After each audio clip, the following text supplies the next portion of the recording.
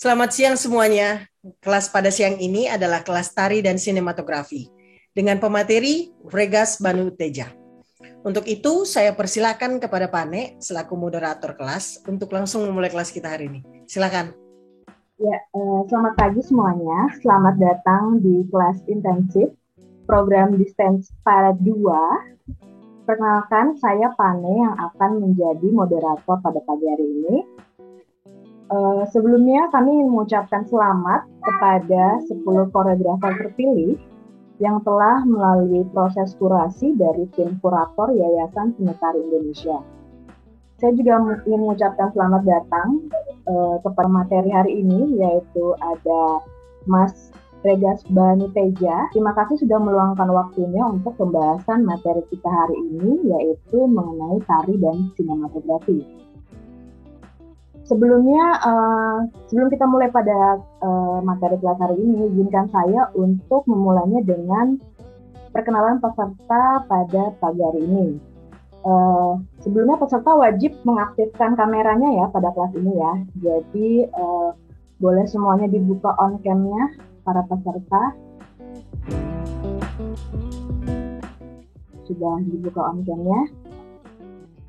Ada beberapa yang belum ya. Oke, peserta akan diminta memperkenalkan diri dengan menyebut nama, tempat tinggal saat ini, dan aktivitas yang berkaitan dengan material kain hari ini.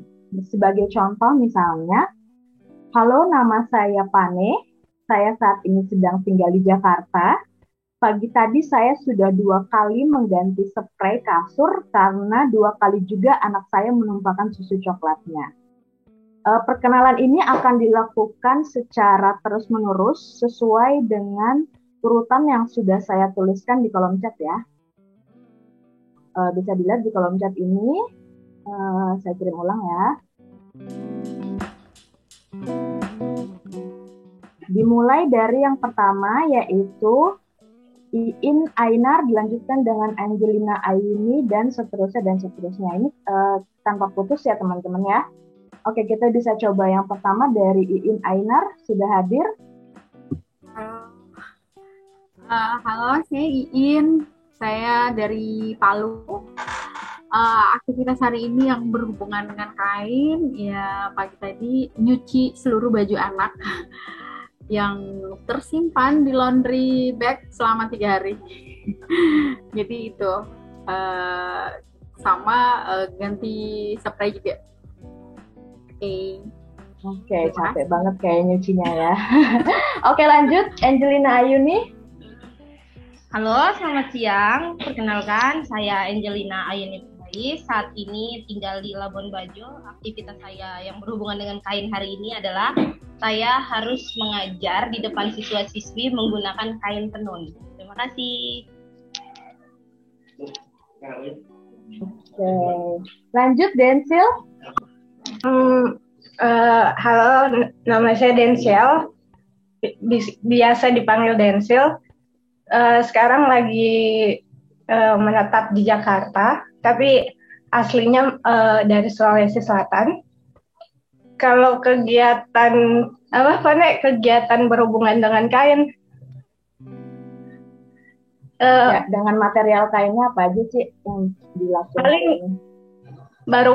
Paling ini sih semalaman bersetubuh sama selimut, jadi ya itu yang paling. Oke, lanjut next. Fitri Anggraini. Halo, pagi semua. Aku Fitri yang Reini, biasa dipanggil Fitri. Aku tinggal di Jakarta. Hal yang berhubungan dengan kain hari ini paling aku ngedouble baju tidur sama baju agak rapi sedikit buat webinar pagi ini. Salam kenal semua.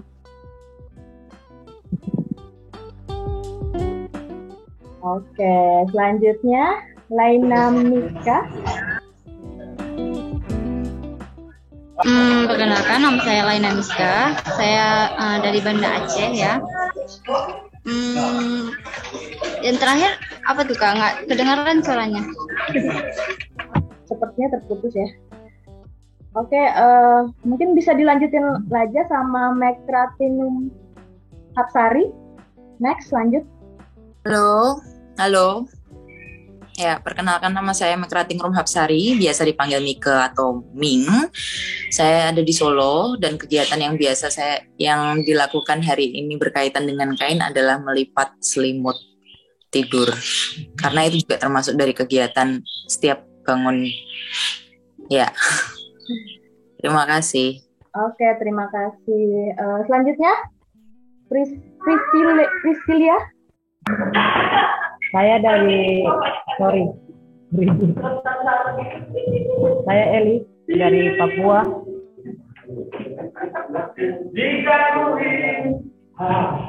Kegiatan hari ini yang saya lakukan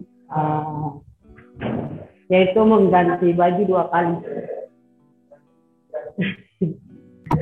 Oke, terima kasih Eli. Selanjutnya Ajeng Sulaiman, silakan.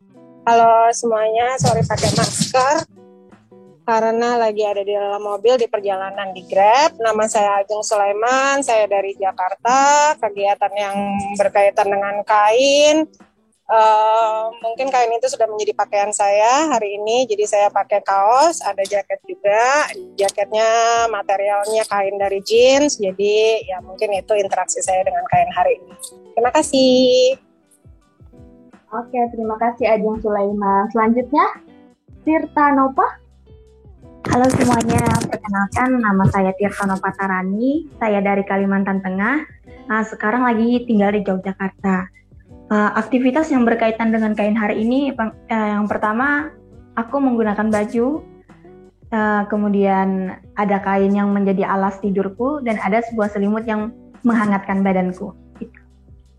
Terima kasih. Oke, terima kasih. Selanjutnya yang terakhir, Yesrifa. Saya Yesrifa Nursyam dari Padang Panjang, Sumatera Barat, dan sekarang di Padang Panjang. Kegiatan saya berhubungan dengan kain hari ini yaitu menyiapkan baju anak habis mandi, terus mencuci pakaian dan menjemur. Terima kasih. Baik, terima kasih kepada seluruh peserta untuk pengenalannya. Dari perkenalan ini diharapkan selain menjadi topik pembicaraan nantinya yang bakal dibicarakan mungkin di waktu senggang ya, tapi juga sebenarnya ini adalah menjadi latihan bagi para peserta untuk bisa memahami material kain itu sendiri, bukan hanya dari nilai secara fungsional, tapi juga peserta dapat membentangkan konsep dari kain itu menjadi lebih luas lagi.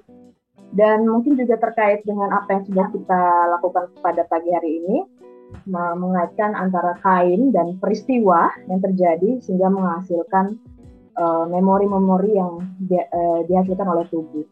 Seperti itu. Terima kasih atas perkenalannya kepada seluruh peserta dari seluruh penjuru. Oke, langsung aja kita mulai dengan materi kelas hari ini. Dengan pemateri kita yang pertama yaitu dari Mas Regas Banu Teja. Saya akan sedikit membacakan biografi tentang profil Mas Regas Banu Teja. Regas Banu Teja adalah seorang sutradara dan penulis lulusan Institut Kesenian Jakarta. Beberapa karya terbarunya seperti film pendek No One Is Crazy in This Town tahun 2019 telah berkompetisi di Sundance Film Festival 2020 Dan film pendek ini juga meraih film pendek terbaik di Festival Film Indonesia 2019. Di tahun 2021, dia juga telah membuat feature film pertamanya yang berjudul Photocopier atau Penyalin Cahaya yang akan tayang perdana di ajang kompetisi Busan International Film Festival 2021. Hari ini Mas Regas akan memaparkan dasar-dasar sinematografi, juga berbagi pengalamannya tentang penyutradaraan film dan dance film. Oke, langsung saja saya persilakan Mas Regas untuk memaparkan materinya. Terima kasih. Oke, terima kasih Pane atas perkenalannya. Saya Regas Banuteja, teman-teman bisa panggil saya dengan Regas. Sekarang saya posisi sedang di Seoul, di Korea, karena harus menjalani karantina 14 hari untuk mengikuti Busan International Film Festival yang akan diselenggarakan tanggal 6 besok. Oke, maaf terputus. Oke, begitu. Jadi saya akan mengikuti festival film tersebut untuk film panjang pertama saya, Penyalin Cahaya. Nah, di sini saya akan sama Mbak Melati akan cerita soal dance film, tapi karena dasar saya adalah bukan penari, tapi dasar saya adalah seorang sineas, gitu ya, sutradara. Jadi mungkin yang saya share adalah pengetahuan-pengetahuan yang berkaitan dengan sinematografi, yang mungkin teman-teman bisa ambil dan terapkan sendiri ke dalam performa tari yang akan teman-teman bikin, gitu. Jadi saya akan share berupa materi, gitu ya, teman-teman bisa menyimak.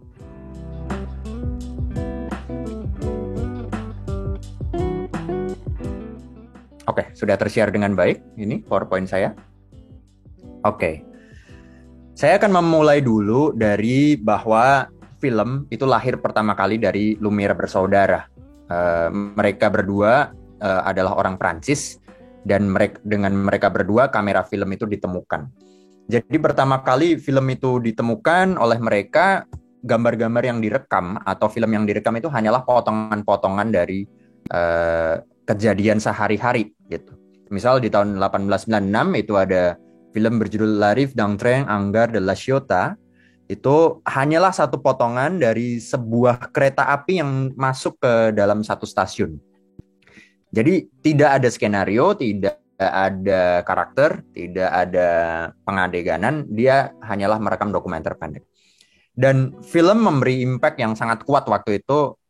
Ketika kereta ini datang, satu orang di bioskop lari semua gitu, karena mengira seolah kereta itu betul-betul akan keluar dari layar dan menabrak para penonton gitu.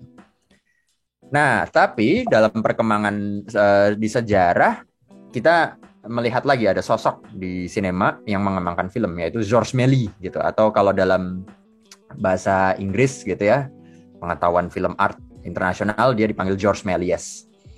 Jadi kalau teman-teman pernah melihat film Hugo karya Martin Scorsese, Georges Méliès ini cukup dibahas di situ. Dia adalah satu sutradara juga, dia adalah warga negara Prancis yang memiliki dasar sebagai pesulap dan director dari teater, pertunjukan teater. Nah, dengan melihat alat dari Lumière bersaudara tadi, kamera, Méliès berpikir untuk mengembangkan film tidak hanya merekam dokumenter kejadian sehari-hari seperti kereta berjalan atau orang keluar dari pabrik atau orang berjalan di trotoar, tapi dia mengembangkannya ke dalam dia merekam teater yang sedang dibikin. Karena dia punya pertunjukan dan dia merasa oke, berarti film bisa merekam pertunjukan teater saya. Dia bikin film yang paling dikenal dalam sejarah sinema, berjudul A Trip to the Moon tahun 1902. Nah, kalau di teater itu layar berfungsi sebagai penutup pengganti adegan begitu ya untuk transisi. Nah, di dalam sinema cut itu berfungsi sebagai layar itu tadi. Jadi cut yang digunakan adalah dari satu adegan cut ke adegan lain, cut ke adegan lain. Masih sesimpel itu. Belum ada close up, belum ada shot track, belum ada cut to cut antar dialog, itu belum ada. Jadi hanyalah betul-betul merekam apa yang terjadi di panggung. Lalu karena kejadian ini lama-kelamaan Méliès berpikir gitu, kalau begitu apa bedanya dengan saya membuat pertunjukan di panggung seperti biasa gitu. Maka Méliès melakukan satu inovasi terbaru yang bisa diberikan sinema ke dalam panggung, yaitu teknik ilusi, editing gitu. Seperti yang teman-teman lihat, ini adalah salah satu potongan dari film karya Méliès gitu. di mana ternyata dengan teknik editing kepala orang yang sedang bermain gitar tersebut bisa digandakan gitu ya, menjadi 4 dan seolah ditaruh di meja. Apakah waktu syuting itu begitu juga? Tidak. Waktu syuting ya yang di syuting hanyalah yang orang bermain gitar ini, tapi waktu editing dikompos filmnya, kepala orang tersebut bisa diletakkan di meja. Maka terciptalah sulap gitu. Sulap yang tadinya di panggung itu harus dengan berbagai macam trik, berbagai macam hal, ilusi gitu ya. Di sinema sulap itu lebih mudah tercipta gitu, tanpa teknik yang kompleks. Nah, dari situlah perlahan-lahan sinema memberikan pengalaman yang lebih dibandingkan panggung. Kemudian berkembang lagi, orang Amerika ini, D.W. Griffith, melihat itu semua, melihat apa yang dibikin Méliès sama Lumière. Dia melakukan inovasi baru yang penting banget dalam perkembangan sejarah film, yaitu adalah teknik close-up, teknik decoupage shot. Ini adalah satu film berjudul The Birth of a Nation, tahun 1915. Nah, kira-kira apa yang membedakan film ini dengan yang dibikin Lumière sama Méliès tadi? Di film ini, kita udah nggak melihat lagi panggung. Kalau tadi Méliès tuh hanyalah merekam panggung, ini enggak. Ini bisa direkam di kejadian nyata. Di kejadian misalnya di kota gitu ya. Dan shot-shot yang diambil tidak hanya shot long shot seperti Méliès tadi, tapi ada shot close up ekspresi dari si perempuan, close up kaki kuda yang berjalan, habis itu ada long shot parade ini sedang berjalan, dan ketika dirangkai di dalam teknik editing itu menjadi satu hal yang disebut kesinambungan, kontinuitas. Nah, kalau kita melihat sebuah panggung, mata kita tidak bisa melihat mendekat ke aktornya, kecuali ada medium lain yang berupa layar tersendiri gitu, dengan kamera. Tapi kalau di film, kita bisa melihat lebih close up. Nah, itulah kenapa saya menyampaikan hal ini, adalah karena saya ingin menceritakan bahwa tari yang biasa kita lihat di panggung, ketika kita mengolahnya dalam medium sinema, pasti kita bisa menyajikan pengalaman yang tidak bisa kita lihat di panggung gitu. Ini saya coba mengambil contoh dari satu pertunjukannya Alisa Sulaiman yang akan saya bahas dalam kedepannya gitu. Dalam kira-kira jika ini dijadikan satu dance film gitu, apa saja eksplorasi yang bisa kita berikan gitu. Nah, saya akan berkutat dalam satu kata, yaitu emosi. Apapun teknologinya, apapun peralatannya yang dipakai di dalam film, saya share sebagai pembuat, yang selalu saya jadikan acuan adalah emosi. Teknologi ini atau alat ini bisa memberikan emosi apa pada adegan saya? Atau pemilihan angle dan lensa ini bisa menunjang emosi apa yang bisa tertransfer ke penonton? Nah, ini yang selalu saya jadikan patokan. Nah, kita harus mengenal dulu apa alat yang paling utama yang film itu bisa tercipta, tentu saja kamera. Kamera, kalau nggak ada kamera tentu saja film tidak akan tercipta. Dan apa yang membedakan dengan kita menonton di panggung, kalau kita menonton di panggung kita menggunakan mata, tapi kalau di film, mata kita sudah melihat apa yang dilihat oleh lensa kamera. Nah, akan ada beberapa aspek yang akan saya ceritakan dalam PowerPoint ini. Ada kamera, ada color grading, ada editing, ada special effect, dan ada sound. Gitu. Saya akan mulai dulu dari kamera. Gitu. Kamera, kalau misalnya kita melihat suatu pertunjukan, seperti misalnya yang teman-teman lihat di gambar ini di panggung, gitu. Kira-kira kalau kita merekamnya, ada berapa metode pilihan yang bisa kita rekam di sini? 1, tripod. Kamera diletakkan di atas tripod. Tripod adalah alat yang tentu saja ketika kamera diletakkan, kamera itu akan stabil merekam semua yang terjadi. Tidak ada goyangan, tidak ada pergerakan gitu ya. Semua statis stabil seperti layaknya kita melihat panggung. Jadi kalau teman-teman mau merekam pertunjukan tari atau koreografi teman-teman menggunakan tripod, ya impact yang didapatkan tentu saja adalah hampir sama kurang lebih seperti kita nonton di panggung. Kecuali teman-teman punya eksplorasi dalam angle-angle yang diberikan gitu. Misalnya dibandingkan hanya meletakkan angle long shot dari depan, teman-teman meletakkan angle-nya hanya semata kaki gitu. Tripodnya dipasang pendek, dipasang di lantai tari tersebut, dan hanya merekam kaki-kaki orang yang bergerak di sini. Itu bisa jadi pilihan. Atau tiba-tiba tripodnya dipasang selevel kamera, jadi yang di bawah selevel kepala, jadi di bawah kepala ke bawah tidak terlihat di frame gitu. Nah, itu bisa juga, itu memberikan pengalaman yang lebih. Tapi nuansa yang diciptakan dari tripod adalah ketenangan gitu ya, kestabilan gitu. Itu tripod. Ada lagi satu teknik yaitu handheld. Tidak pakai tripod, kamera itu benar-benar teman-teman bawa gitu ya, pakai tangan. Dan teman-teman bebas bergerak kemanapun, merekam apapun. Handheld, misalnya kita lihat pertunjukan tadi yang di panggung ini. Teman-teman bisa bawa kamera ini mendekat ke penari yang sebelah kiri, lalu berjalan lagi ke yang sebelah kanan, berjalan lagi ke yang tengah gitu, atau tiba-tiba merekam kaki dia, merekam lampu yang ada di atas, merekam ke penonton gitu misalnya ya. Itu sangat bebas dengan metode handheld ini. Namun ada impact yang ditimbulkan. Handheld adalah tidak stabil. Handheld selalu memberikan efek getaran yang cukup terasa gitu ya. Jadi kita akan merasa seperti sebuah kamera dokumentasi yang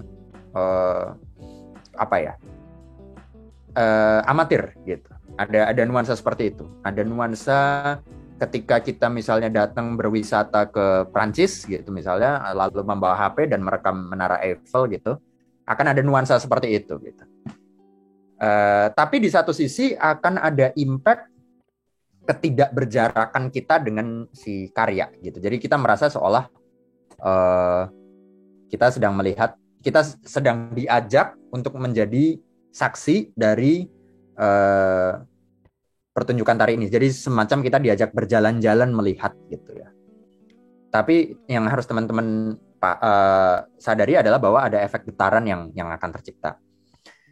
Nah, kalau teman-teman mau menghindari efek getaran ini gitu ya, karena teman-teman merasa, getaran ini tidak estetik gitu, atau tidak bagus. Saya pengen yang lebih stabil, tapi saya tetap pengen bebas bergerak kemana-mana. Teman-teman bisa menggunakan stabilizer. Stabilizer ini sebetulnya sudah cukup aksesibel gitu ya di rental kamera gitu ya. Sewanya sehari juga tidak begitu mahal sebetulnya. Jadi kamera itu diletakkan di atas alat kecil ini sebenarnya stabilizer. Nah, dengan alat kecil ini sebetulnya efek gerakan atau emosi yang tercipta itu lebih halus gitu. Jadi nggak seperti handheld tadi yang seperti gempa bumi gitu ya. Nggak, ini lebih halus, floating gitu. Jadi impact emosi yang diciptakan dari alat ini sebetulnya lebih seperti kita menjadi ghost gitu, menjadi spirit hantu gitu ya. Terus melayang kemana-mana, mengamati gitu. Kalau kita jalan sehari-hari biasa kan sebetulnya karena ada langkah kaki kita, mata kita pun sebenarnya juga akan ada bump gitu ya, ada gerakan. Nah, kalau ini stabilizer, meskipun kita melangkah, itu tidak akan ada kerasa gerakan itu. Kita seperti melayang gitu. Jadi ibaratnya kita terbang gitu, melayang melewati para penari-penari ini gitu. Seperti spirit gitu. Nah, ini bisa menjadi opsi kalau memang adegan yang sedang pengen teman-teman capai adalah satu adegan yang transendental gitu, atau memiliki emosi yang sebagai hantu yang sedang mengamati adegan tersebut, itu bisa saja. Beda dengan handheld tadi yang kesannya lebih live, lebih ada nuansa manusianya gitu, human gitu. Ini stabilizer. Nah, ada satu lagi yang pengen saya tawarkan, yaitu GoPro. GoPro ini kamera yang sangat kecil gitu ya, yang sangat fleksibel, bisa diletakkan dimanapun gitu. Nah, kira-kira GoPro ini bisa, eksplorasinya bisa gimana sih? Bisa diletakkan di berbagai part tubuh penari. Karena kamera ini sangat kecil gitu ya, dia bisa diletakkan di tangan. Sehingga kemanapun si penari ini bergerak tangannya, GoPro ini akan mengikuti tangan si penari tersebut gitu. Ya, gambar yang diciptakan tentu saja bisa wah bisa acak-acakan gitu ya, bisa dari bawah terus ke atas, terus ke kanan, ke belakang gitu ya, mengikuti gerak penari, atau diletakkan di atas kepala penari gitu, sehingga apa yang penari itu lihat, GoPro ini bisa merekam. Bisa juga diletakkan di kaki gitu, jadi angle-nya low. Atau juga bisa diletakkan di, misalnya kalian memiliki stager gitu ya, terus GoPro itu diletakkan still gitu di situ dan merekam keseluruhan tari gitu, itu bisa juga, sangat possible. Nah, ini saya rasa GoPro atau alat sekecil ini tidak bisa dicapai di tahun 70-an ke bawah gitu, karena kamera sekecil ini belum ada. Kalau tahun 70-an ke bawah, semua kamera masih bentuknya celluloid 35 mili, sangat berat dan belum se-fleksibel sekarang. Sehingga dengan perkembangan teknologi kayak gini, kita bisa menembus satu pengalaman visual yang sebelumnya belum pernah ada gitu kan. Bagaimana rasanya menjadi sudut pandang dari cincin si penari gitu. Misalnya penari ini punya cincin batu akik gitu ya, terus kira-kira cincin batu akik ini melihat apa sih gitu. Lalu penari ini bergerak-gerak, lalu si batu akiknya ini juga seolah memiliki mata yang melihat. Nah, ini kan bisa ada kesan seperti itu. Ini GoPro. Nah, ya kan, seperti misalnya kita pasang di tangan, kemanapun tangan bergerak itu, tangannya akan selalu still di depan si GoPro ini. Hanya backgroundnya saja yang terlihat, gitu. Tapi ini yang harus teman-teman hati-hati adalah ada efek pusingnya, gitu ya. Jadi karena kalau dengan gerakan yang sangat cepat gitu kan, berarti kan dimensi background itu kan akan berubahnya akan sangat cepat kan. Nah, itu ada efek pusing. Ya, tapi ketika impresi itu yang pengen disampaikan ke penonton, kenapa tidak gitu kan? Kenapa nggak bisa saja? Gitu. Oke. Ada lagi dolly track gitu. Dolly track ini ya menurut saya lebih stabil lagi dari yang tadi saya ceritakan di stabilizer. Basically ini adalah satu rel gitu ya, dimana tripod teman-teman tuh bisa diletakkan di atas itu dan teman-teman bisa menggeser track itu dengan satu garis gitu. Jadi pergerakannya seperti apa? Nah, seperti ini misalnya ada panggung tari, lalu track teman-teman dari kiri ke kanan. Dia akan bergerak secara stabil, halus sekali, memperlihatkan satu persatu pemain lewat. Gitu. Biasanya track itu satu garis. Ada juga track yang berbentuk sirkular, melingkar gitu, untuk membuat efek muter gitu. Itu ada juga. Ini lebih stabil lagi dari si stabilizer. Hanya saja pergerakan teman-teman terbatas. Jadi kalau stabilizer tadi bisa explore kemana-mana, halus seperti hantu. Ini lebih seperti mesin gitu rasanya. Mesin gitu. Nah, impact emosinya tentu saja ya ada nuansa tersendiri gitu.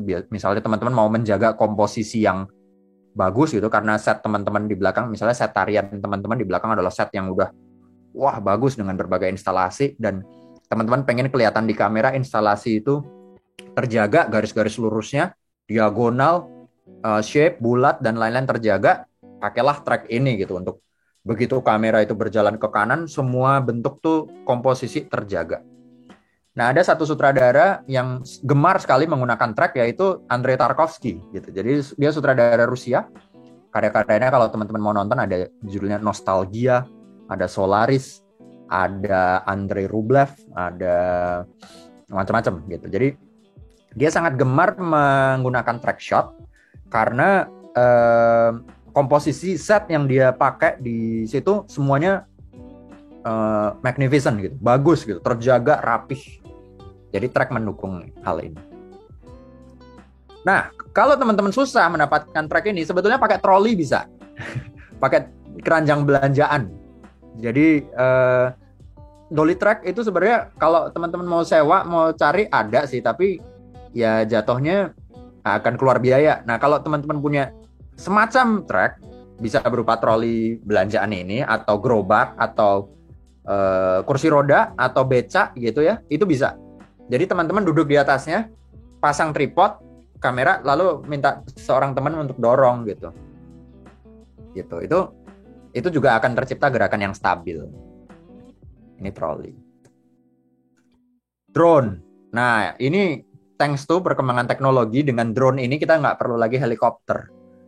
Jadi dengan drone ini impact yang dirasakan tentu saja kita bisa melihat God's point of view gitu, bird's point of view dari atas gitu, top angle itu bisa tanpa kita harus pakai helikopter seperti dulu, atau kita tanpa harus pakai crane ya, crane yang tinggi banget terus kamera dipasang top gitu, enggak.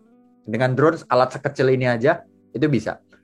Nah, kalau misalnya teman-teman lihat di gambar pertunjukan panggung yang seperti ini, kita bisa melihat titik-titik kepala yang ada di atas gitu kan. Kemana penari itu bergerak, menciptakan satu pattern gerakan itu bisa dicapai dengan si drone ini. Ya, dengan warna-warna tertentu, komposisi tertentu, wah, asik sekali eksplorasinya dengan drone. Tiba-tiba bisa tambah naik, bisa tambah turun gitu kan. Itu sangat possible.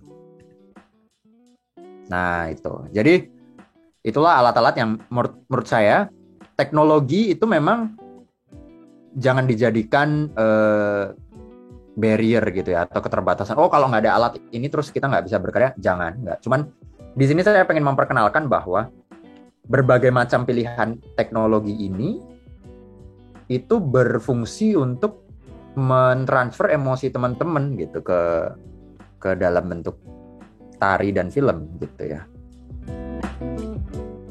Oke, itu tadi saya sebut rigging kamera gitu, semua alat yang bertugas untuk menunjang. Nah, sekarang bagaimana dengan lensanya?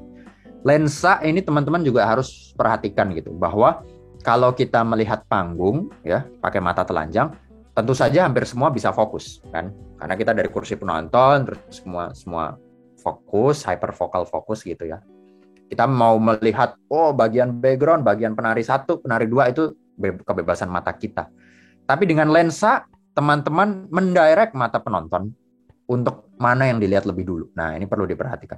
Contoh, teman-teman memasang kamera di tangan, di jari ini ya, untuk memperlihatkan jari yang sedang menari.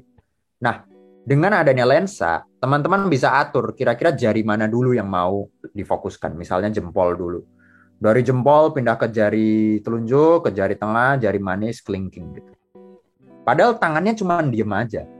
Tapi mungkin gara-gara pergerakan lensa itu, ya, seolah-olah pergerakan blurnya itu menjadi satu gerak tari sendiri gitu misalnya.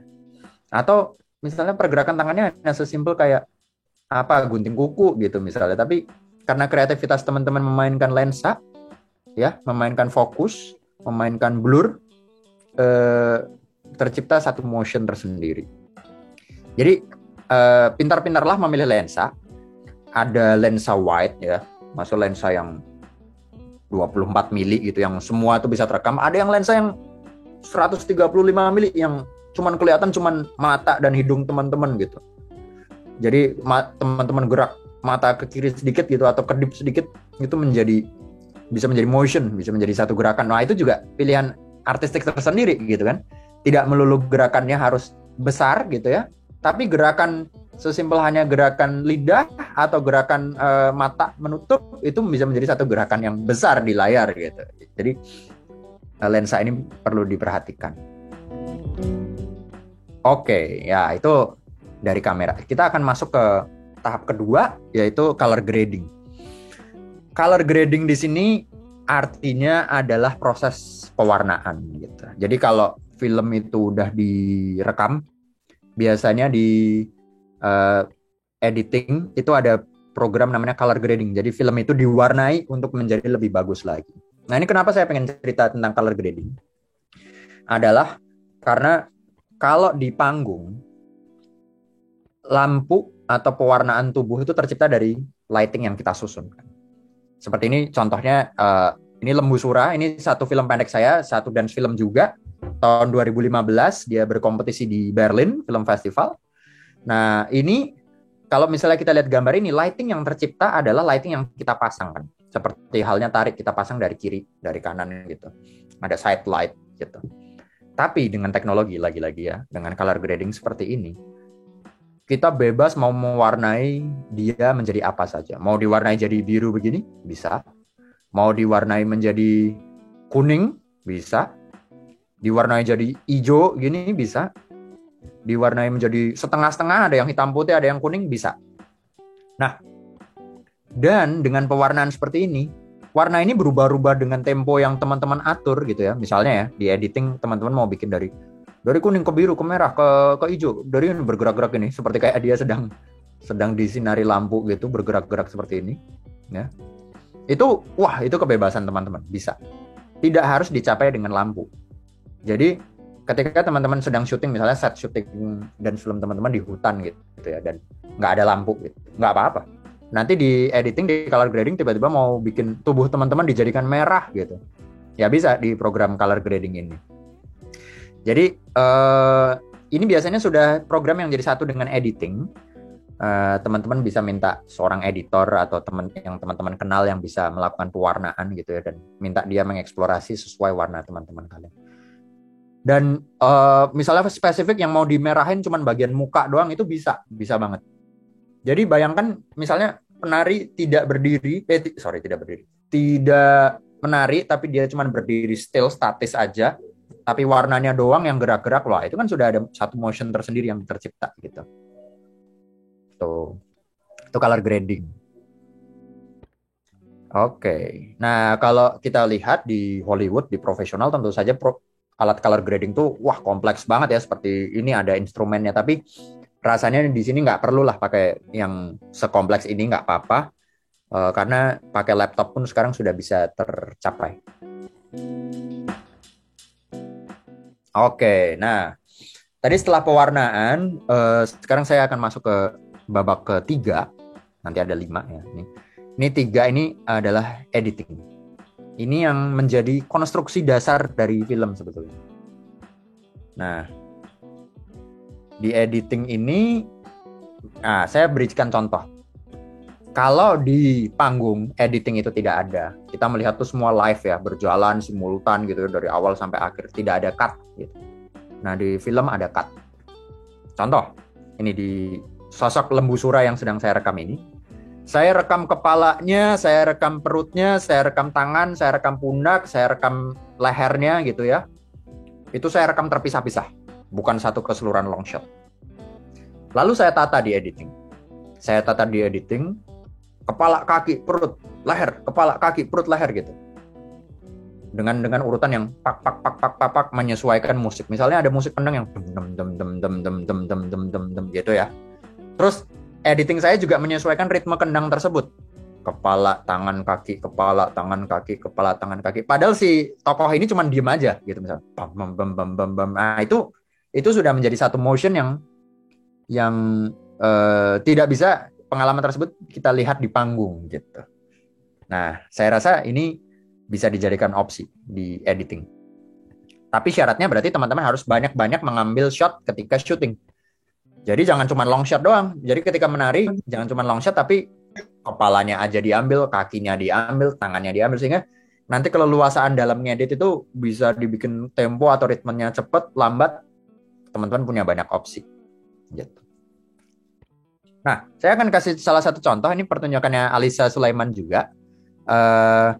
Yang saya rasa kalau dijuxtaposisikan dengan beberapa gambar, itu bisa menjadikan mood yang lain. Tentu saja ini sebuah pertunjukan yang memang bukan dance film ya, Alisa. Ini pertunjukan virtual gitu ya, yang sebetulnya lebih merekam keseluruhan Alisa menari gitu. Tapi kalau ini sebagai contoh aja, saya coba untuk menjadikannya kalau diedit posibilitasnya bisa apa aja gitu. Contoh, pertunjukan ini berjudul dengan air dan akar yang jatuh gitu. Revisi kalau salah Alisa. Bercerita tentang respon terhadap pembangunan waduk gitu ya. Dan bagaimana dengan pembangunan waduk itu banyak sekali situs-situs yang tenggelam gitu. Jadi ada keterkungkungan gitu, ada keterbatasan gerak gitu ya di situ. Nah, kalau misalnya di-combine di editing kita combine dengan hujan gitu misalnya. Shot hujan di-combine dengan shot embun, di-combine dengan shot ombak gitu. Itu bisa menjadikan satu emosi yang berbeda lagi gitu. Misalnya di sini sosok Alisa sebagai penari sedang mendayung gitu ya. Lalu kita cut, kita juxtaposisikan dengan hujan. Dayung, terus hujan. Balik lagi ke dayung, lalu embun menetes. Dia balik lagi dayung lagi, terus ombak. Dayung lagi, hujan lagi. Nah, itu ada satu nuansa tersendiri gitu. Semuanya berhubungan dengan air dan ada ritme emosi yang dibangun. Jadi mengambil shot yang bukan dari penari atau dari panggung itu juga bisa menjadi satu satu peningkat emosi gitu. Jadi ini bisa dijadikan satu pilihan, teman-teman bisa merekam kejadian-kejadian alam. Nah, kita melihat dasar editing ini dari seorang sutradara Rusia zaman dulu namanya Lev Kuleshov. Nah, Kuleshov ini dia adalah orang yang menemukan juxtaposisi editing. Jadi contohnya seperti apa? Yang dipaparkan Kuleshov itu seperti ini. Coba teman-teman lihat yang di bagian kiri. Di bagian kiri itu dia hanya merekam satu orang laki-laki diam, tidak berekspresi. Still menatap kamera, tidak senyum, tidak sedih, tidak marah, diam aja menatap kamera gitu. Lalu di sebelah kanannya dia kombinasikan dengan berbagai macam shot yang punya kesan berbeda-beda gitu. Ini yang disajikan Kuleshov di sini adalah satu gambar pertama adalah orang yang meninggal gitu, orang yang meninggal di dalam peti kuburan. Ternyata ketika dikomen, orang yang laki-laki tanpa ekspresi ini melihat orang meninggal ini menimbulkan kesan sadness gitu. Lalu yang kedua diberi gambar sup gitu ya, sup makanan. Ternyata impact-nya di editing setelah si laki-laki ini melihat sup itu menjadi ada kesan lapar. Lalu yang ketiga ya ini tentu saja masih dengan pola pikir di tahun segitu ya dari si Kuleshov gitu. Ada shot seorang perempuan tidur. Dia membahasakannya ketika laki-laki ini melihat ada lust gitu, ada desire gitu melihat perempuan ini tertidur. Jadi juxtaposisi itu shot setelahnya yang diberikan itu bisa memberikan satu emosi yang berbeda gitu. Padahal orang ini cuma diem aja gitu kan. Laki-laki ini cuma diem aja menatap gitu. Ada lagi sutradara Rusia lain, Sergei Eisenstein gitu melihatnya misalnya dia duduk, dia adegannya sedang di penjara gitu, lalu shot berikutnya ada burung yang terbang bebas gitu. Nah itu bisa memberikan impresi bahwa oh dia pengen bebas gitu kan, ada nuansa seperti itu. Nah juxtaposisi ini saya rasa bisa teman-teman pakai untuk memperkuat gitu ya emosi yang pengen teman-teman sampaikan pakai editing. Nah ada satu hal lagi yang saya pengen share dari film pendek saya yang judulnya Lembu Sura ini. Lembu Sura ini saya rekam di sebuah film pendek yang saya rekam pada saat hujan abu akibat letusan Gunung Kelut itu tercipta. Jadi saya waktu itu di Jogja tahun 2014, saya bangun tidur, saya melihat rumah saya itu dipenuhi hujan abu gitu. Dan saya nggak bisa kemana-mana karena jarak pandang tuh hanya 10 meter gitu ya. Ya, semuanya tuh tertutup abu, rumah gitu, sangat berdebu. Padahal letusan gunungnya berada di Jawa Timur, jauh sekali dari rumah. Tapi abunya sampai sini. Nah, seminggu kemudian dari footage hujan abu yang saya nggak tahu mau diapakan itu, saya meminta teman saya itu untuk menari menjadi Lembu Sura. Lembu Sura itu sosok mitologi yang ada di kepercayaan di Gunung Kelut yang dia adalah seorang kesatria berkepala banteng, berkepala lembu gitu ya. Nah, saya meminta teman saya ini untuk menari gitu. Teman saya bukan penari lagi-lagi, tapi dia adalah seorang fans dari satu grup girl band JKT48. Makanya dia di sini nari tariannya grup band JKT48 sebetulnya. Nah, saya rekam aja tanpa ada skenario atau ada keinginan untuk membuat apapun. Ya, dia nari kemanapun itu saya rekam gitu dengan berbagai angle. Lalu setelah selesai saya juga rekam para kru itu sedang membilas dia gitu. Dan footage ini saya gabungkan dengan hujan abu yang sudah saya rekam seminggu sebelumnya. Ya, padahal pada saat saya ngerekam teman saya itu hujan abu sudah selesai. Tapi impact yang tercipta adalah seolah dia bernari di dalam hujan abu gitu. Dengan pilihan-pilihan angle yang tercipta. Ya. Nah, berarti ada kesan spasial yang bisa teman-teman ciptakan gitu. Misalnya teman-teman lagi syuting di kolam renang gitu, di air gitu. Terus setelah menari di air, adegan berikutnya adalah ada ombak gitu, ombak di laut. bisa jadi nuansa yang tercipta teman-teman sedang berada di laut tersebut. Ada impresi yang bisa disajikan. Ya, nah gitu. Jadi itu kemampuan editing. Jadi jangan hanya sekedar memanfaatkan editing itu sebagai cutting untuk membuat dari satu tempo ke tempo lain atau satu adegan ke adegan lain, tapi bermain-mainlah seliar-liarnya dengan editing, memasukkan berbagai gambar apapun gitu ya, atau dengan ritme cutting yang makin cepat, karena dengan editing emosi tercipta. Nah, berikutnya green screen. Green screen ini adalah hal yang paling banyak dipakai untuk kalau kita mau membuat satu efek khusus gitu, CGI atau animasi. Nah, green screen ini cara penerapannya seperti apa? Dia sebenarnya basically hanyalah satu layar hijau gitu ya, satu layar hijau yang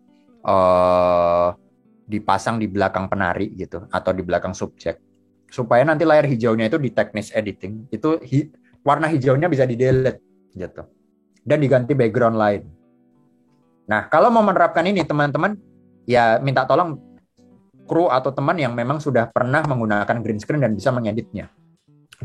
Biasanya kalau layar kita hijau, kita sebagai penari atau sebagai subjek tidak boleh menggunakan baju hijau. Karena nanti kalau pakai baju hijau juga, warna hijaunya itu akan ikutan ke-delete gitu, akan jadi transparan gitu. Nah, tujuannya apa di sini? Kita misalnya melihat contoh Alisa ini yang sedang menari gitu. Katakanlah di belakangnya Alisa ini kita pasang background hijau gitu ya. Kita pasang background hijau. Nah, dia yang sedang menari di background rumah itu bisa kita rubah ke seolah dia sedang menari di dalam akuarium ikan cupang gitu misalnya. Itu sangat possible. Jadi teman-teman merekam ikan cupang ini di momen yang berbeda, stabil gitu ya, statis akuarium ikan cupang. Lalu yang tadi si Alisa tadi kita rekam di green screen, terus nanti green screen-nya Alisa itu di-delete di editing, terus tubuh Alisa dipindahkan ke dalam ikan cupang. Itu bisa. Sehingga seolah dia sedang menari terkurung di dalam akuarium ikan cupang gitu misalnya. Nah, ini teman-teman possible melakukan ini dengan teknologi sekarang yang mana semakin mudah sebetulnya. Karena Zoom, aplikasi Zoom atau Google Meet aja juga sebetulnya udah mulai friendly kan dengan itu, dengan green screen, pakai filter segala gitu kan, itu udah bisa. Tinggal bagaimana sekarang membuatnya supaya menjadi rapi gitu, supaya nggak teman-teman gerak tapi di sini masih kelihatan green screen-nya gitu. Makanya minta tolong bantuan seorang teman yang memang mahir di pembuatan green screen ini. Oke. Sound di sini karena film itu adalah audio dan visual, maka audio itu sebetulnya memegang peranan yang sangat penting secara alam bawah sadar bagi manusia. Ada eksperimen tercipta, misalnya seorang lagi duduk gitu ya, ada perintah gitu untuk berdiri gitu, dia bisa langsung berdiri. Tapi kalau disodorkan tulisan gitu di depan mata dia berdiri, dia akan loading dulu baru berdiri gitu. Jadi kita tuh bereaksi lebih cepat terhadap suara gitu. Nah, suara ini eksplorasinya bisa seperti apa? Bisa macam-macam. Misalnya di film pendek Lembu Sura ini, saya tidak harus melulu menghadirkan suara gitu misalnya. Katakanlah suara yang sedang teman-teman dengar di sini adalah suara teman saya ini berteriak. Misalnya dia gitu ya. Dia berteriak panjang gitu. Sepanjang dia nari dia berteriak terus gitu. Tapi dengan kemampuan editing sound, teman-teman bisa membunyikan, mendiamkan, membunyikan, mendiamkan sesuka hati teman-teman gitu. Misalnya gitu ya. Teman-teman bisa bikin mute gitu. Jadi gitu. Misalnya sesuai tempo itu bisa. Atau tiba-tiba di sela-sela dia teriak, teman-teman sisipkan suara gunung berapi gitu. Bisa juga. Di tengah-tengah dia teriak disisipkan suara sapi gitu. Gitu. Bisa juga. Wah, jadi sound itu menjadi satu gerakan tertentu gitu. Jadi jangan hanya membiarkan sound sebagai sound yang realis di sekitar kita atau cuma sekedar musik gitu. Kan kalau saya kebanyakan hanya eksplorasinya di bidang di musik yang sedang dipakai untuk menari dan sound sekitar. Padahal eksplorasi sound effect itu bisa beraneka ragam gitu. Mulai dari ada suara monster, suara petir, suara angin gitu yang bisa teman-teman racik di sini. Jadi eksplorasi yang ekstrim lah terhadap sound ini. Gitu. Oke, so far itu yang saya sampaikan dari materi saya. Mungkin banyak sekali aspeknya ya, tapi dari semua yang saya sampaikan, mungkin setiap mengambil keputusan, coba tanyakan lagi pada diri sendiri, kira-kira emosi apa yang pengen ditransfer pada penonton. Kalau misalnya ya nggak ada emosi apa-apa sih, saya cuman pengen bergerak dan pengen penonton bebas menafsirkan emosi apapun, mau dia marah, mau dia bosen, bebas, nggak apa-apa juga gitu. Tapi ada juga pertimbangan lain, misalnya mau ada layer pembacaan apa gitu, misalnya kamu pengen menciptakan semiotika apa, misalnya kalau di gambar ini Alisa gitu seolah sedang berada di dalam akuarium ikan cupang karena dia merasa dirinya seperti ikan cupang yang meskipun memiliki keanggunan, dia terjebak di dalam akuarium dan tidak bisa kemana-mana. Kebebasannya terenggut gitu. Itu bisa juga gitu. Ada pembacaan itu, semiotika itu yang pengen teman-teman sampaikan. Bisa dilakukan dengan green screen atau dengan juxtaposisi editing gitu. Nah, mungkin so far itu dulu paparan dari saya. Nanti Mbak Melati tentu saja akan cerita lebih banyak. Dan kita masih ada sesi Q&A yang pastinya teman-teman bisa bertanya apapun mulai dari aspek teknis atau film. Tapi karena saya basicnya lebih ke film, mungkin saya akan menjawab dari sisi film ya. Gitu teman-teman, terima kasih. Pane. Oke, terima kasih Mas Regas paparannya. Oke, Ya. Menarik banget ya apa yang udah dipaparin sama Mas Regas. Jadi kita bisa secara garis besar kita bisa menangkap gitu sebenarnya apa sih perbedaan terbesar gitu loh terhadap arsip dokumenter dan film tari itu sebenarnya titik perbedaannya itu di mana sih gitu. Ya. Kita tadi bisa mempelajari bahwa ada sebuah editing yang dilakukan berkaitan dengan sebagai penghantar dan terciptanya emosi tadi ya, yang seperti dipaparin sama Mas Regas. Sepertinya hal-hal yang udah dipaparin sama Mas Regas juga bisa menjadi acuan buat dan pengetahuan buat teman-teman koreografer peserta terpilih gitu, jadi pengetahuan dasarnya dalam nantinya memilih memilih pilihan alat atau teknologi yang nantinya akan menjadi media dan film teman-teman sendiri. Oke, terima kasih Mas Regas atas paparannya. Oke, mungkin teman-teman bisa sambil menyiapkan pertanyaan-pertanyaan buat Mas Regas yang nantinya akan dibacakan pada sesi Q&A. Oke, teman-teman langsung aja kita mulai sesi Q&A-nya. Di kolom chat ini sudah ada beberapa pertanyaan. Mungkin untuk pertama kita akan tampung 3 pertanyaan dulu kali ya. Di sini sudah ada 2 pertanyaan di kolom chat dari 2 orang. Mungkin yang satunya lagi ada yang mau raise hand untuk bertanya langsung. Lihat kita punya total 3 pertanyaan. Adakah dari teman-teman yang mau raise hand atau bertanya secara langsung kepada para pemateri kita? Oke, kalau misalnya belum ada, kita langsung saja bacakan untuk pertanyaan yang pertama. Pertanyaan yang pertama ini dari Ainar Lawide. Pertanyaannya untuk Mas Regas. Mas Regas, aku mau tanya, boleh nggak tiba-tiba ada adegan yang ditambahkan ke dalam konsep asli, padahal filmnya sudah diselesaikan? Oh, ternyata ini pertanyaannya banyak. Lalu pertanyaan kedua, apakah footage itu wajib digunakan untuk sebuah film?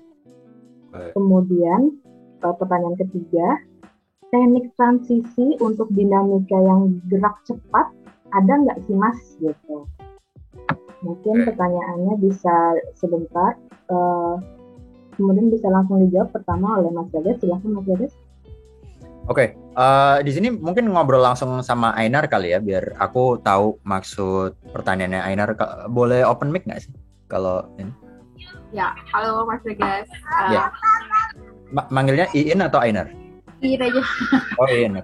Oke, In, yang pertanyaan pertama soal menambahkan adegan padahal film udah selesai itu maksudnya kamu udah bikin filmnya, terus kamu punya ide baru namain adegan terus masukin gitu. Iya, tiba-tiba ternyata bersama misalnya kesepakatan tim juga gitu, bukan cuma sendiri gitu. Ternyata ada adegan yang ingin ditambahkan gitu. Apakah itu dibolehkan atau punya teknik tersendiri? Gitu. Atau dia akan menjadi bagian lain nanti itu kayak ada part-partnya gitu. Filmnya udah rilis belum? Pertanyaannya. Oh, belum rilis. Belum. Gitu. Tapi udah benar-benar rampung, udah selesai. Gitu. Oh. Udah selesai. Ya nggak apa-apa, sah-sah aja. Maksudnya kalau satu film tuh udah selesai terus kamu merasa wah kayaknya lebih strong ada nambah satu adegan, misalnya kamu bikin butuh tambah adegan tentang orang yang membakar jerami gitu, karena kamu merasa itu kuat sekali untuk memberi emosi gitu, nggak apa-apa gitu. Maksudnya editing itu selalu bisa dibongkar dan picture lock itu selalu bisa di unlock lagi selama kamu emang masih belum puas gitu. Tapi kan kita tuh sering berhadapannya dengan kalau kita berhubungan sama festival gitu, misalnya festival film, karya yang kamu submit misalnya durasinya 10 menit gitu. Tahu-tahu wah nggak enak nih aku mau nambahin jadi 12 menit gitu. Nah festival ini kan jadi bingung, misalnya ada festival film di Inggris gitu. Loh jadi versi mana yang versi final gitu, karena kita mau muterin ini ke negara lain gitu misalnya. Jadi agak bingung. Meskipun dalam sejarah banyak sekali sih sutradara yang selalu merombak filmnya berkali-kali. Misalnya ada satu sutradara Filipina namanya Kidlat Tahimik. Dia bikin satu film gitu ya, yang setiap tahunnya ada revisi adegan baru gitu terus gitu. Balik Bayan judul filmnya. Nah, itu sah-sah aja, tapi ya kamu harus pinter-pinternya ngomong sama pihak festival atau pihak distributor bahwa I have a new revision of my film and it will keep updating gitu kan. Jadi supaya dia nggak bingung gitu. Tapi intinya kalau kamu belum rilis ya mau nambahin ya sah-sah aja. Tuh satu. Terus yang kedua pertanyaanmu yang footage ya. Apakah harus ada footage di dalam footage ini? Nah gini, mungkin aku luruskan dulu pengertian footage. Footage itu sebetulnya kalau dalam film segala macam gambar yang direkam itu artinya footage. Jadi kamu nari itu footage, kamu ngerekam langit itu footage, kamu ngerekam kapal itu footage gitu. Nah di sini footage yang kamu maksud itu adalah apa? Apakah semua gambar yang di luar tari seperti gambar-gambar rekaman dokumentasi gitu atau apa? Kemute.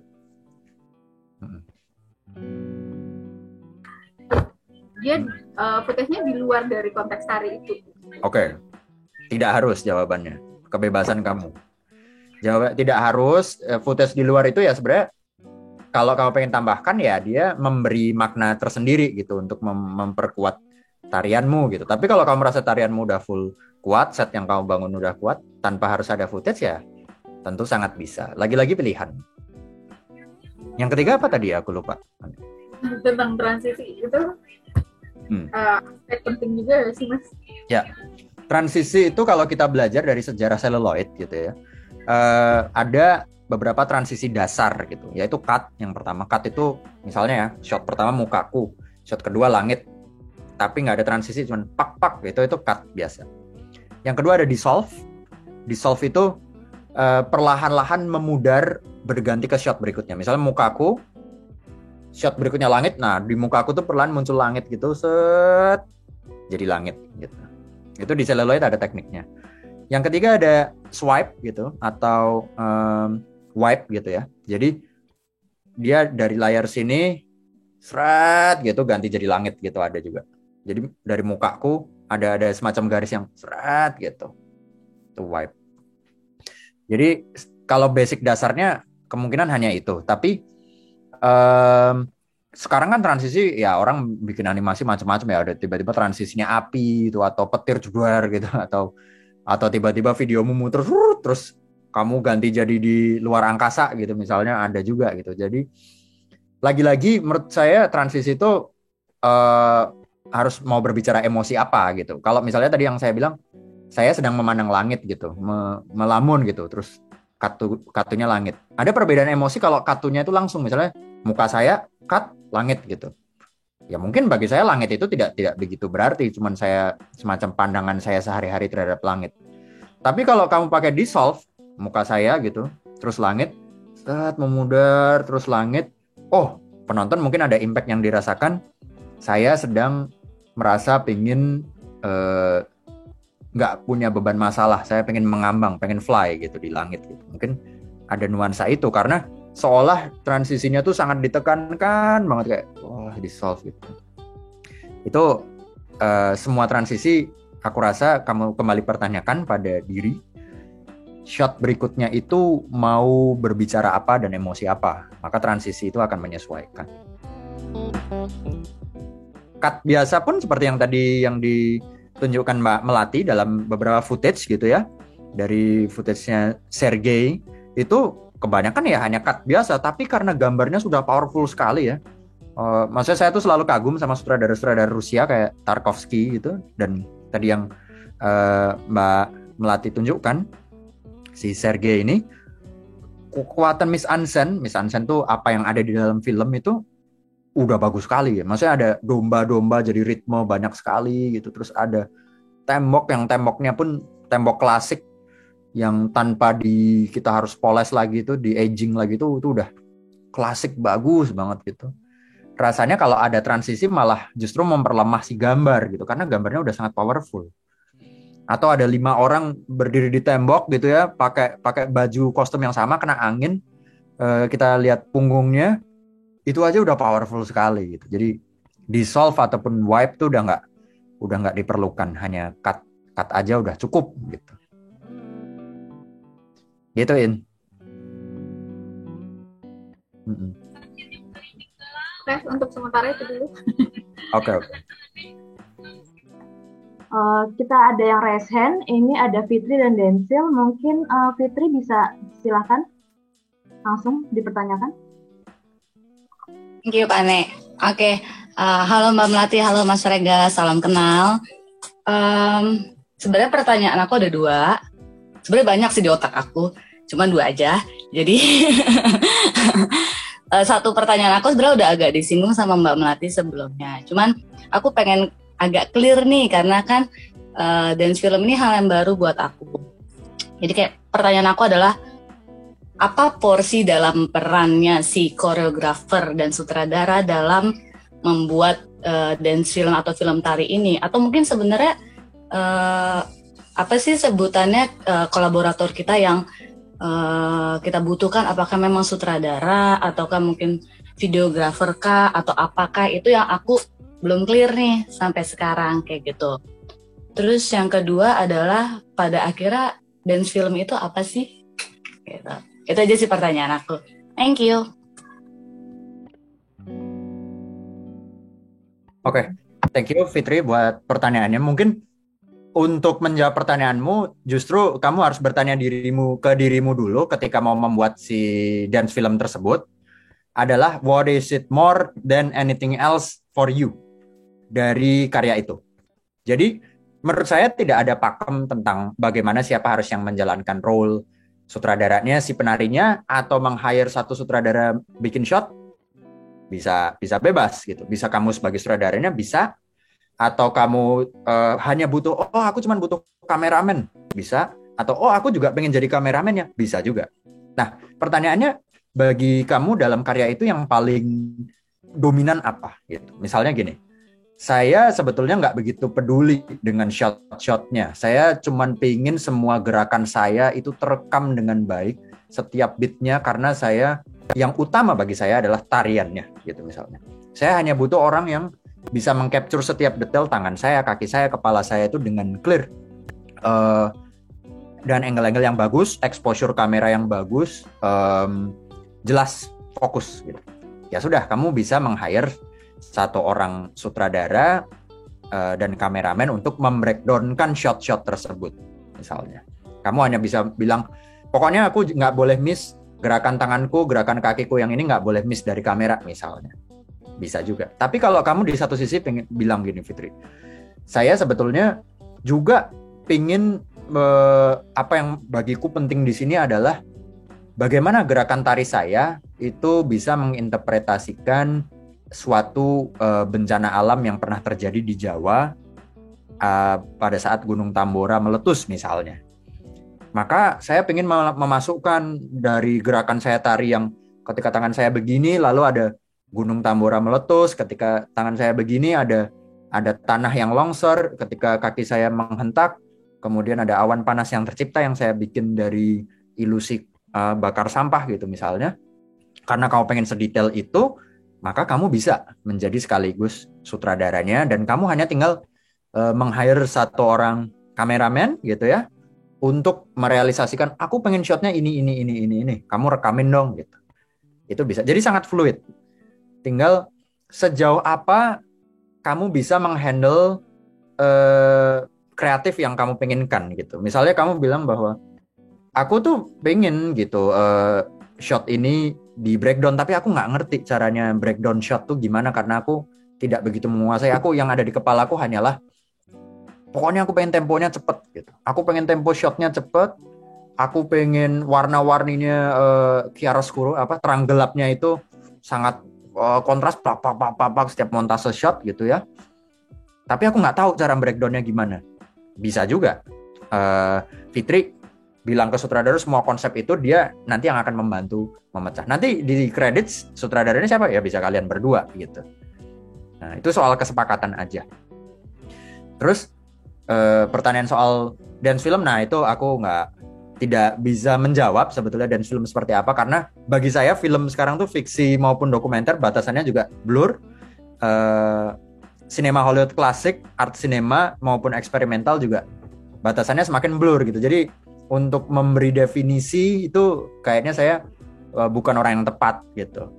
Karena pernah ada saya bertemu dengan seorang penari bilang bahwa rekaman satu video dari satu box dari Amazon, jadi ada Amazon box paket gitu ya, yang stuck di troli gitu, jadi di belt pengiriman barang tuh, jadi dia gerak, dia kotak itu kayak berputar terus tetak simultan dengan suara si belt gitu, dan dia menganggap itu dance film gitu.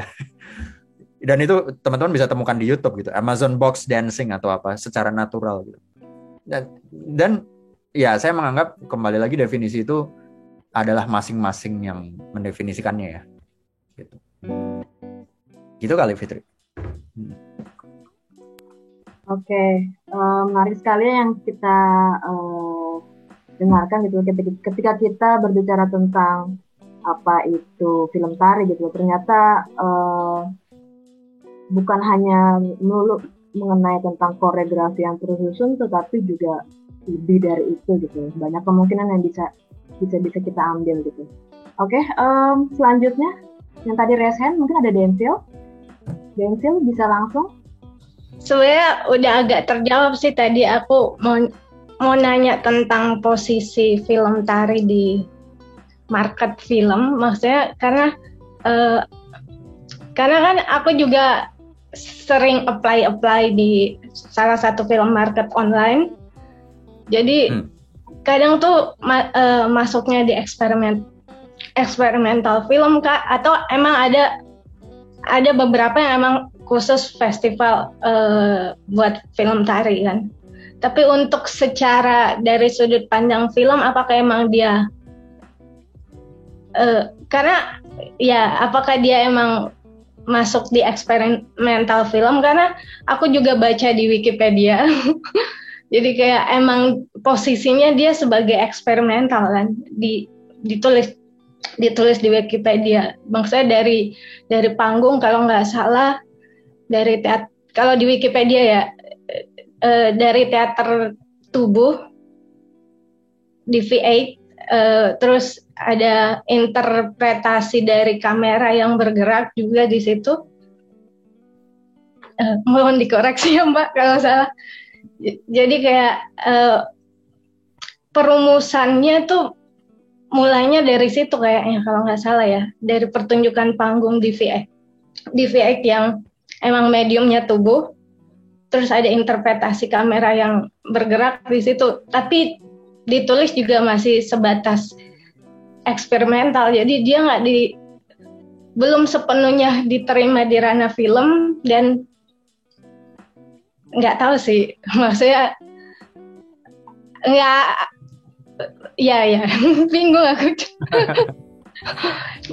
Jadi kayak ada nilai-nilai yang mungkin masih bertabrakan sama regulasi industri perfilman. Jadi di marketnya itu masih di tahap eksperimental, ataukah dia juga udah punya genre sendiri kayak official selection, documentary film atau official selection apa fiction atau ada. Mungkin itu, Mbak. Iya. Siapa dulu nih? Bergas dulu atau aku dulu? Aku bantu jawab. Jadi mungkin aku jawab NC. Sebetulnya konsensi yang membangun ini masuk genre apa itu ada berbagai macam ya. Kalau menurut teori film yang film art gitu ya, David Bordwell dan Kristen Thompson, itu pembagian tuh hanya ada 3 gitu. Sinema Hollywood klasik yang ada struktur 3 babaknya ya, maksudnya tokoh punya konflik, permasalahan sampai ending, ada konklusi. Nah, yang menentang pakem itu adalah disebut art cinema gitu. Misalnya jadi tokoh itu tidak melulu harus punya konflik gitu. Atau tokoh tidak melulu harus punya ending atau konklusi yang jelas gitu. Nah, yang lebih tidak menggunakan 2 pakem itu lagi disebutnya eksperimental gitu. Tidak harus ada cerita gitu. Misalnya hanya motion, gerakan gitu ya. Ada dulu satu film kotak namanya Rhythmus 21 gitu. Itu cuman kotak-kotak aja bergerak, sangat eksperimental. Dan banyak juga yang mengeksplor macam-macam gitu, kayak Ancien Andalou gitu, karya Luis Buñuel gitu tuh masuknya juga eksperimental gitu. Nah, dance film ya kembali lagi, kalau yang mengkategorikan itu eksperimental atau mengkategorikan itu sebagai dance film berdiri sendiri, lagi-lagi itu tugas para kritikus gitu. Tapi kalau tadi pertanyaan NC adalah posisi di industri film, masalahnya industri film dan project market perfestivalan itu mereka cenderung memberi slot yang lebih besar pada film-film yang bisa dibilang harga pembeliannya lebih besar gitu. Dan kebetulan film-film tersebut masih didominasi dengan film-film naratif gitu. Film fiksi naratif yang ada ceritanya, ada karakter, ada cerita. Tapi dance film ada tempatnya dalam beberapa festival yang tadi Mbak Melati bilang. Ada memang festival-festival khusus dance film, dan kalau ditanya apakah di industri, di market ada yang membeli, ya ada gitu. Ada funding yang khusus untuk membiayai dance film. Ada juga stasiun TV di Eropa yang khusus mencari dance film sebagai salah satu programnya, ada. Ada juga dance film yang mencari untuk ditayangkan di satu pertunjukan di panggung, ada juga gitu. Jadi ada saja, selalu ada tersebut di tempatnya di industri. Hanya saja memang kita harus teliti dalam mencarinya gitu, yang spesifik memasarkan dance film gitu.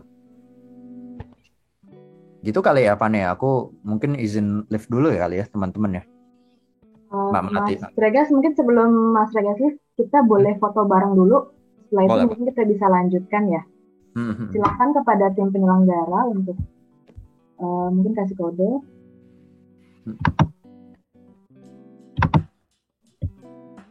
Ya, silakan Ita atau Korin atau dari Teh Helga. Oke. Kita ini ya. Biar semuanya kelihatan. Aku remove spotlightnya dulu. Ya. Oke. Semuanya aktifin videonya ya. Ya, aktifin videonya ya. Oke. Sudah? Oke. Mohon maaf ya Mbak Melati, Pane, teman-teman. Saya duluan. Oke, terima kasih Regas. Nggak apa-apa Mas Regas. Satu detik. Mas Regas. Oh, ya. Satu, 2, 3. Lagi 1, 2, 3. Oke, cukup. Terima kasih. Terima kasih. Oke, terima kasih Mas Regas. Terima kasih. Sampai bertemu lagi di lain kesempatan. Terima kasih. Mari. Kalau boleh sebagai penutup, saya ingin mengelaborasi apa sih yang kita dapat hari ini gitu.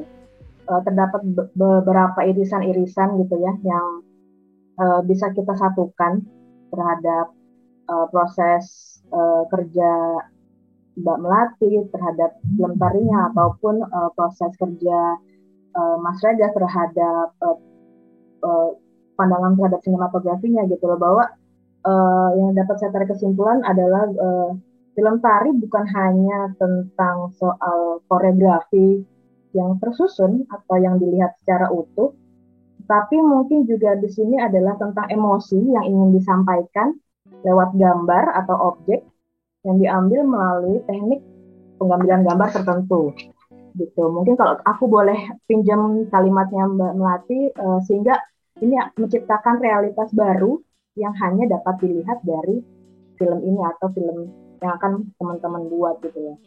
Apa yang kita dapatkan hari ini saya harap akan menjadi seperti acuan ataupun seperti pengetahuan dasar tentang apa yang sudah kita dapat hari ini, tentang apa itu sinematografi dan apa itu film tari, dan dapat membantu teman-teman dalam proses selanjutnya, mungkin dalam proses pembuatan gagasan ataupun menentukan media dan disiplin dari film tari yang akan teman-teman masing-masing buat gitu.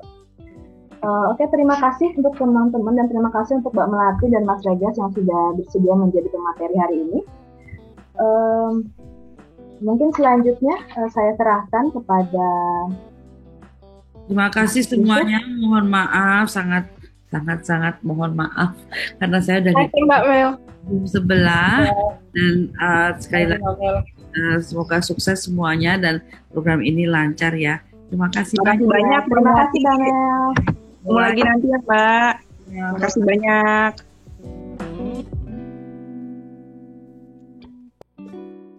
Demikianlah kelas pada hari ini. Terima kasih kepada Mas Regas yang telah memberikan materinya. Dan juga saya ingin mengucapkan terima kasih kepada para koreografer kita yang telah hadir dan sampai jumpa di kelas selanjutnya. Terima kasih.